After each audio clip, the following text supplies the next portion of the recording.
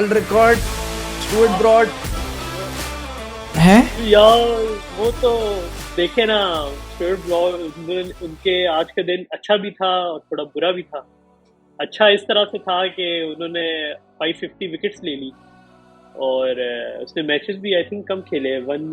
कितने खेले उसने मैचेस? 170? नहीं 170 तो एंडरसन के हैं, चेक कर लो, मुझे खुद नहीं याद। मैं देख ले, नहीं मैं आपको बताता हूँ। देख हाँ लेते हैं। इसने खेले 156 मैचेस।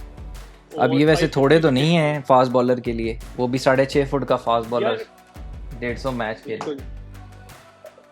ये एक इसके साथ अच्छी चीज हो गई। दूसरी चीज जो बुरी हो गई और जो इंडिया के लिए बहुत अच्छी हो गई और बल्कि बढ़िया एंटरटेनमेंट मिली क्राउड को भी उधर के, वर्ल्ड रिकॉर्ड बन गया भाई। पहले ये हमारे यूवी भाई थे जिन्होंने 6 पे 36 मारा था, 36 का आंकड़ा पूरा किया था इनके साथ। और अब जी बुमराह साहब ने 35 रन हो गए भाई ओवर में, वर्ल्ड रिकॉर्ड बन गया टेस्ट में। प्रीवियस बेस्ट 28 रन था, ब्रायन लारा ने मारे थे आई गेस पीटरसन को, और जो रूट को पड़े थे और जेमी एंडरसन को पड़े थे, और फिर हरभजन सिंह को 27 रन पड़े थे शायद अफरीदी से। तो ये टॉप 5 कुछ इस तरह था। और अब ये हो गया कि जी 35 रन्स पड़ गए बॉय को। तो ये मुझे ज़रा दिखाने भी दें कि ये बुमराह साहब ने ना अखीर कर दी है। वैसे इसमें खैर नो बॉल्स भी हुई हैं, वही, और कुछ ऐसी बॉल्स भी हुई हैं। मतलब यूवी भाई के तो छक्के पक्के छक्के इनकी एक तो कुछ इनकी बॉल भी एज हुई, जिस तरह थर्ड मैन पे गई बॉल चौके पे, तो वो भी थोड़ा एक हो गया। फाइन लेग पे गई, फिर एक नो बॉल होगी, फिर ऊपर से चौका हो गया, एक वाइड बॉल पे चौका हो गया, फिर पुल मारते हुए गिरते पड़ते बुमराह ने जो है चौके मारे हैं। लेकिन जो है 35 हो गए। कैरियर के शुरू में भी 36 का दाग, कैरियर के इख्तिताम पे 35 का दाग। लेकिन हिम्मत है जो इसके साथ युवराज सिंह ने कर दी थी। मैं समझ रहा था यार एज अ यंगस्टर, यार 6 बॉलों पे 6 छक्के आपको इधर कभी पड़ जाए ना, मतलब मोहल्ले के गेम में भी, तो बंदा ना हफ्ता एक मैच खेलने नहीं आता। इतना मतलब है जिल्लत महसूस हो रही होती है। वो वर्ल्ड कप में बेचारे मजे की बात ये है, जब इसको पढ़ा है ना आखिरी बॉल जब कराई इसने, क्या कहते हैं, ब्रॉड, तो उसके बाद स्टॉक्स को स्पेसिफिक इन्होंने दिखाया टीवी पे, वो ऐसे करके खड़ा हुआ कहता है नॉट अगेन। इतना नहीं होता तो इस तरह था बड़ा लेकिन अच्छा ब्रॉड भी हंस रहा था। ब्रॉड भी कोई इतना खास वो नहीं था कि उसे कोई बहुत ज्यादा फीलिंग आ रही हो। उसने कहा यार पहले भी हुआ है, चलो एक दफा और सही, खैर देखी जाएगी। लेकिन coming back to the match यार, क्या खूबसूरत, मतलब मैं तो चांस दे ही नहीं रहा था। और आप और मेरी डिस्कशन लास्ट एपिसोड में हो रही थी, हमने तो आउट राइटली बोला था जिस तरह इंग्लैंड न्यूजीलैंड के खिलाफ खेल रहा है चांस ही नहीं इंडिया का। लेकिन देखो भाई क्या पंत और जडेजा ने कमबैक मारा है। और मतलब India were struggling when they were batting. Virat Kohli fail again, ऊपर से टॉप ऑर्डर फेल हो गया। शुभमन गिल की शॉट समझ नहीं आई, अजीब सी शॉट मार दी। पुजारा को बहुत अच्छी गेंद पड़ी। Anderson 39 years turning 40 in a couple of months में, तो but still young या like an old wine।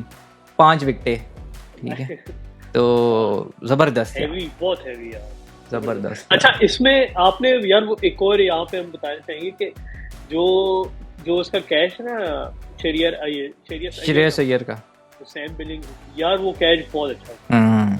वो मतलब ना बड़ा एक लेवल का कैच पकड़ा था। और साथ जो दुख हुआ है यार, जो बड़ा एक बहुत ज्यादा दुख हुआ है दिल के अंदर से, जो ना मतलब मैं स्पेसिफिक बैठा टीवी लगा के और मैं एंजॉय करा। मैंने सोचा कोहली अभी अपनी फॉर्म दिखाएगा, लेकिन जिस तरह वो आउट हुआ है ना, तो ना किया करो इस तरह यार, ना किया करो। हम सारे फैन है भाई विराट कोहली। यार जिस तक शॉट मारी ना क्लियरली लग रहा था कि वापस आओ भाई, वापस आओ विराट भाई, वापस आओ। यार वो अंडर कॉन्फिडेंट बैट्समैन की शॉट ही है, या जिसके दिमाग में बहुत कुछ चल रहा हो, ठीक है, मतलब जो जिसमें श्योरिटी ना हो।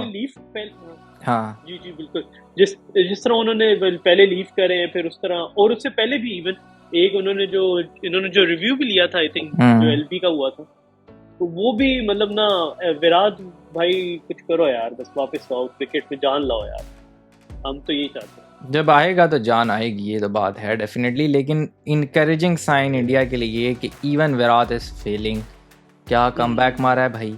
और लोअर ऑर्डर ने बहुत यूज़फुल इनिंग्स खेली हैं जडेजा के साथ। और जडेजा की इंक्लूजन देखो, हम वही बात कर रहे थे कि आई अश्विन के साथ जाएंगे क्या जडेजा के साथ जाएंगे। वो जडेजा के साथ गए और उन्होंने लॉर्ड शर्दुल को खिलाया। उन्होंने कहा हमें, क्योंकि लास्ट टाइम जब वर्ल्ड चैंपियनशिप का फाइनल हुआ था ना न्यूजीलैंड और इंग्लैंड का, तो उस टाइम क्लियरली ये दोनों स्पिनर्स के साथ आई गेस चले गए थे, तो इन्हें उस टाइम के ऊपर फीलिंग आई कि इनके पास एक और सीमर होना चाहिए था इंग्लैंड कंडीशन में, तो शायद इस वजह से शर्दुल के साथ गए।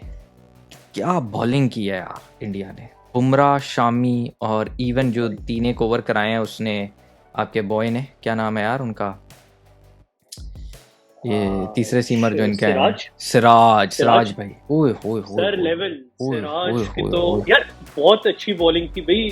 मैं जब ये आउट हुए, जब आया बेस्टो, खैर वो डे एंड हो रहा था, लेकिन मैं समझा ये मारेंगे, जिस तरह हम न्यूजीलैंड में देख रहे थे भाई, न्यूजीलैंड से जब मैच हो रहा था मैं समझा छिकेंगे, लेकिन क्या कहते हैं, इंडिया ने बहुत आउटस्टैंडिंग बॉलिंग कराई है यार। यार छिकने के लिए छिकने वाली बॉलिंग चाहिए होती ना मेरी जान। क्या वो शामी भाई की मैंने जो बॉलिंग देखी है यार, इतना अनलकी बंदा है कि इसकी सिर्फ एक विकेट है, वो भी जैक लीच की, जिसका कैच भी विराट कोहली ने छोड़ दिया था पहले। लेकिन यार इस बंदे को 4 या 5 विकेटें मिल सकती थी, जिस लेवल की बंदा बॉलिंग कर रहा था। और जो मुझे उमर मज़ेदार सीन लगा ना कि consistently Bumrah was touching 87-88 miles पे कंसिस्टेंट बॉलिंग, शमी की कंसिस्टेंट, हाँ आखिरी ओवर में भी 13वें ओवर में भी 87-88 माइल्स पे बॉलिंग।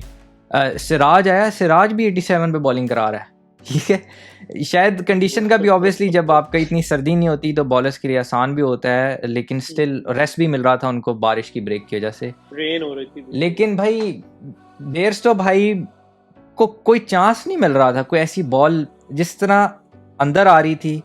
जो Root was even struggling to get 1 run. वो जो सिराज को इस तरह थर्ड मैन की तरह मारने की कोशिश की है, वो भी फ्रस्ट्रेशन में ही की है, तो वो आउट हुए हैं।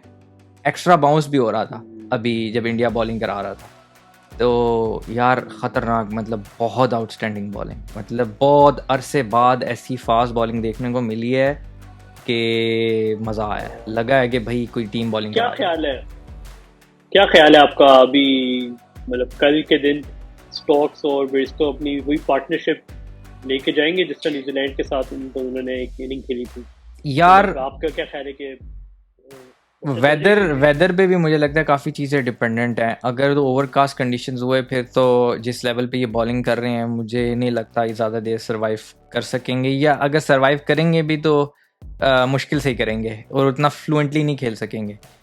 लेकिन अगर थोड़ा सा सनी कंडीशंस होते हैं, क्योंकि बॉल भी आई थिंक अभी उतनी नई नहीं है, इवन दो स्विंग हो रही थी, तो शायद फिर ऑल आउट अटैक में अगर जाए ना तो शायद इंडिया थोड़ा सा पैनिक कर जाए। लेकिन देखो रन्स काफ़ी रहते हैं यार, अभी 300 समथिंग, बहुत रन्स हैं यार, तो आउट ऑफ द वे जाके कोई एक्सेप्शनल इनिंग्स खेलनी पड़ेगी इन दोनों में से किसी एक को, और फिर आगे बिलिंग्स को भी, एक ही बैट्समैन उसके बाद है काम का, तो मतलब। लेकिन यार बड़ा काफी ज्यादा अनएक्सपेक्टेड रहा है ना, मतलब जिस तरह हम लोग पहले भी बात कर रहे थे भाई कि अब ये इंग्लैंड वो इंग्लैंड नहीं है ना, लेकिन इंडिया ने बड़ा अच्छा मतलब गेम किए और बड़ा अच्छा एक तरीके से ना, मतलब थोड़ा सा शॉकिंग भी रहा है हमारे लिए कि जिस तरह हम लोग सोच रहे थे कि भाई इंग्लैंड परफॉर्म करेगा, ये वो उस तरह नहीं हो सकी थी। खैर देखते हैं अभी अगला दिन आने। इसमें एक जो इम्पोर्टेंट चीज़ है ना वो ये है पॉइंट आउट करने के लिए माइंडसेट की,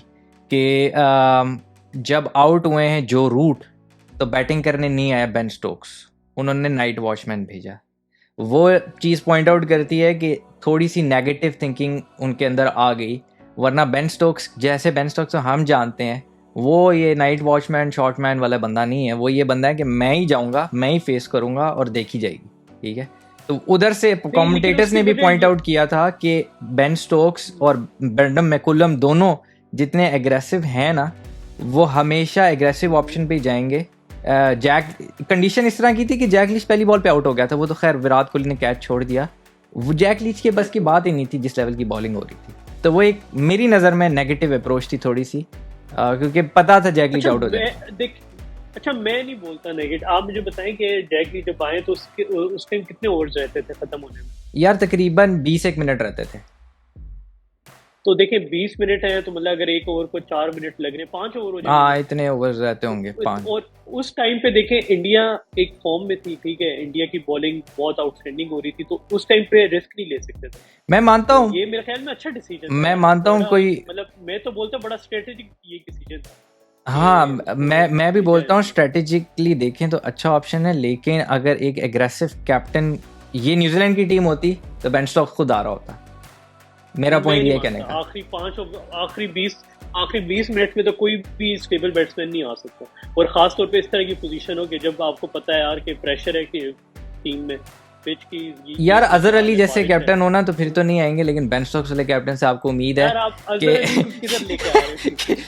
कि जो बैट्समैन है ना बात हम करें इधर इंग्लैंड की आप ले आए। यार मैं वही तो फर्क बता रहा हूँ ना, जो बंदा कह रहा हो कि मैं 7 की रन रेट रिक्वायर्ड हो, मैं आज ही चेस कर दूंगा। जो ब्रेंडन मैकुलम ने उसको कहा था कि वो पिछले मैच में टारगेट चौथे दिन में ही चेस करने की बातें कर रहा था, 5वें डे में जाने की बातें ही नहीं कर रहा था। वो बंदा अगर इस तरह की डिसीजन लेगा ना तो वो एक शो करता है कि आप थोड़े से पजल्ड हो कि क्या मैं आउट तो नहीं हो जाऊंगा, इसी वजह से आप नहीं आ रहे, आप अपने आप को प्रोटेक्ट करना चाह रहे हो। देखें जायज ठीक बात है बिल्कुल, मतलब कि एज अ कैप्टन भी उसने अच्छा डिसीजन लिया। बेशक एग्रेसिव वाली बात जो भी है पॉइंट वो अपनी जगह है, लेकिन एज अ कैप्टन देखा जाए और एज अ देखा जाए कि यार पिच की ये सिचुएशन है, इंडिया इस टाइम मतलब ज़्यादा अच्छा है, उनकी बॉलिंग जा रही है और सिर्फ 20 मिनट रहते हैं, तो अगर यहाँ पे हमारी विकेट गिर जाती है तो फिर मसला हो जाएगा। तो ये तो बड़ा अच्छा डिसीजन नहीं, मैं उससे डिसएग्री नहीं कर रहा स्ट्रेटेजिकली, मैं ये कह रहा हूँ माइंडसेट का डिफरेंस है। माइंड नहीं, मतलब कि माइंडसेट का डिफरेंस इस तरह भी नहीं है। मतलब इंडिया ने ये नहीं सोचा होगा कि यार ये बड़े कोई नेगेटिव, मतलब कि इवन क्राउड ने भी नहीं बोला होगा कि यार ये तो गलत हो, ये क्या हो गया अभी, ये बात मतलब अंडरस्टूड है। नहीं अंडरस्टूड नहीं है, कमेंटेटर्स भी ये सेम बात कर रहे थे कि आपका पॉइंट ऑफ व्यू डिफरेंट है, लेकिन मैं पॉइंट ये कह रहा हूँ कि स्ट्रेटेजिकली आपकी बात ठीक है कि उसको प्रोटेक्ट करना चाहिए था अपना, लेकिन the Ben Stokes that people know is ultra aggressive, और अगर वो अपने आप को प्रोटेक्ट कर रहा है तो वो एक सिग्नल ये भेज रहा है कि भाई हाँ ये मेरी विकेट इंपॉर्टेंट है और मैं अभी आउट नहीं होना चाहता। इस लेवल पे बॉलिंग हो रही है। हाँ पॉइंट है, पॉइंट टेकन, बट चले फिर इस बात को फिर ऑडियंस पे भी छोड़ देते हैं कि उनका क्या पॉइंट ऑफ व्यू है इस बारे में। हाँ नहीं, हम लोग तो पूरी दिन इस पे बहस करते रहेंगे।